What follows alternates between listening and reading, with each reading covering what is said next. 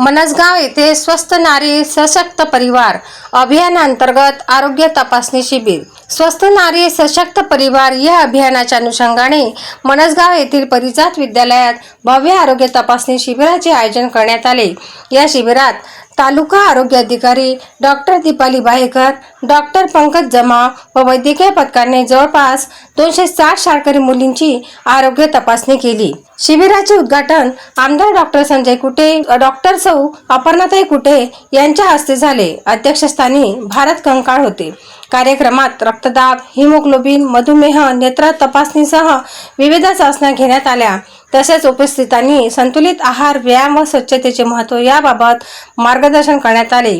यावेळी आमदार डॉक्टर संजय कुटे म्हणाले, आरोग्यदायी जीवनशैली अंगीकारल्यास उज्ज्वल भविष्य घडते।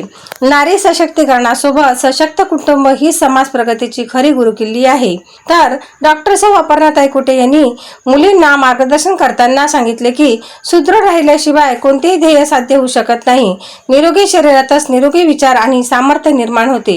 कार्यक्रमाला भाजप जिल्हा सचिव संतोष चोखंडे, महिला आघाडी तालुका अध्यक्ष रुपलीताई बर्डे, माजी तालुका अध्यक्ष राजेंद्र हेलगे, प्रवीण कोल्हे, रवींद्र उन्हाळे, मधुकर भारसाकडे, दादा बाराहाते, नारायण मोरखडे, महेश कंकाळ यांच्यासह अनेक पदाधिकारी व कार्यकर्त्यांची उपस्थिती होती। प्रास्ताविक मुख्याध्यापक संजय खुने यांनी केले। संचालन खंडेराव सर यांनी तर आभार प्राचार्य निकुंज देशमुख यांनी मानले।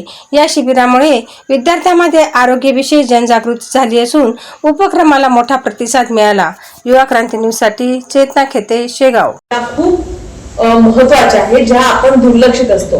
हे सगळं वाटते ही खूप छोटी गोष्ट वाटते, पण ही आपल्या शरीरावर किंवा आपल्या मनावर खूप मोठा परिणाम करणारी गोष्ट असते। म्हणून या गोष्टीला आपण प्राधान्य दिलं पाहिजे, महत्त्व दिलं पाहिजे। म्हणून आज हे सगळा तपासणी शिबिराचा हा इथे आपण भाग ठेवलेला आहे। आता इथे तुमच्या समोर 3 डॉक्टर्स आहे, बाकी स्टाफ आहे, तुम्हाला तपासणार आहे। त्या तुम्हाला काही प्रश्न विचारतील।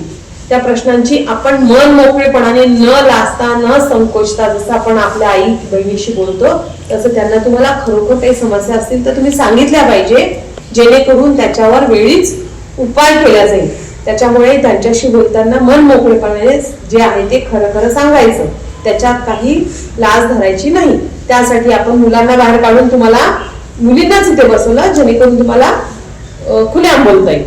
आलं लक्षात?